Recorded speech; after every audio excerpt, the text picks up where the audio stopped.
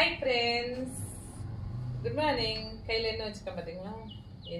என்ன சோறு, என்னோட ஆஃப் முருங்கைக்காய். இந்த முருங்கைக்காய் எங்கேருந்து வாங்கிட்டு வந்தேன் சொல்லுங்க பார்க்கலாம். எங்கள் அம்மா வீட்டுக்கு போயிருந்தேன் ஃப்ரெண்ட்ஸ். இந்த முருங்கை மரம் நான் நட்ட முருங்கை மரம். நான் எந்த வீட்டுக்கு போனாலும் ஏதாவது ஒரு முருங்கை மரம் செடி வச்சுக்கிட்டே இருப்பேன். அதே மாதிரி அம்மா வீட்டுக்கு போய் அன்னைக்கு ஒரு செடி வச்சேன், இந்த முருங்கை மரம் வச்சேன். இன்னைக்கு காய்ச்சது, பலன் கொடுத்தது. இந்த காய் இப்போ நம்ம கடையில் வாங்குறோன்னா எவ்வளோ சொல்லுங்கள் ஃப்ரெண்ட்ஸ்? கிலோ வந்து 200 சொல்கிறாங்க முருங்கைக்காய். கிலோ 200 கொடுத்து வாங்குறதுக்கு நம்ம வீட்டில் ஒரு மரம் வச்சோம்னா அதில் பயன் பெறலாம்ல. முருங்கைக்காய் காய் காய் முத்துக்காய் காய், முருங்கைக்காய் பவளக்காய் பாடிக்காய், குழம்புல ஓட்டா போதுங்காய். ஓகே ஃப்ரெண்ட்ஸ், நான் என்ன சொல்கிறேன்னா, நான் இப்படி தான் ஃப்ரெண்ட்ஸ், என்னைய மாதிரியே நீங்களும் எந்த வீட்டுக்கு போனாலுமே ஏதோ ஒரு முருங்கை மரம் தான். கொய்யா மரம்லாம் சீக்கிரம் பலன் கொடுத்தாரு. முருங்கை மரம், கத்திரிக்காய் செடி, வெண்டைக்காய் செடி, தீக்கெண்ணெய் செடி, இந்த மாதிரி ஒவ்வொரு செடி வைங்க. நம்ம வீட்டுக்கு தேவையானதை நம்ம பயன்பெறுவோம்.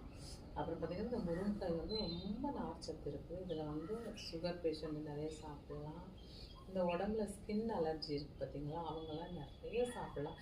எங்கள் மாமாவை நான் ஹாஸ்பிட்டலில் அட்மிட் பண்ணி வச்சுருக்கும்போது அங்கே வந்து முருங்கைக்காய் தான் அடிக்கடி கொடுப்பாங்க.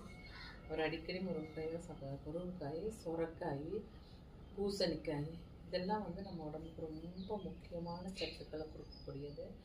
இது வந்து குழந்தைங்களுக்கு பெரியவங்க வரைக்கும் சாப்பிடலாம்.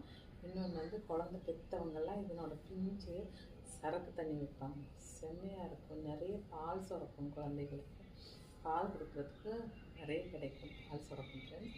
வேறு என்ன ஃப்ரெண்ட்ஸ், இதில் நற்குணங்கள் வேறு என்ன, அதெல்லாம் சொல்கிறேன்.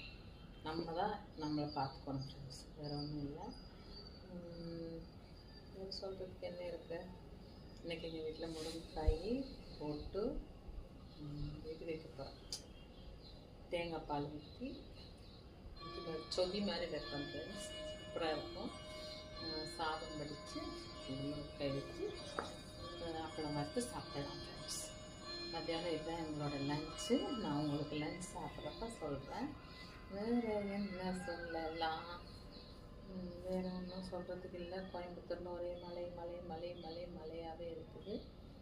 ஓகே ஃப்ரெண்ட்ஸ், உங்களுக்கு பிடிச்சிருந்தா லைக் பண்ணுங்கள், ஷேர் பண்ணுங்கள், கமெண்ட் பண்ணுங்கள். என்னளவு முருங்கைக்காயோடு நான் உங்களை மீண்டும் சந்திக்கின்றேன். Okay, bye bye, see you, miss you.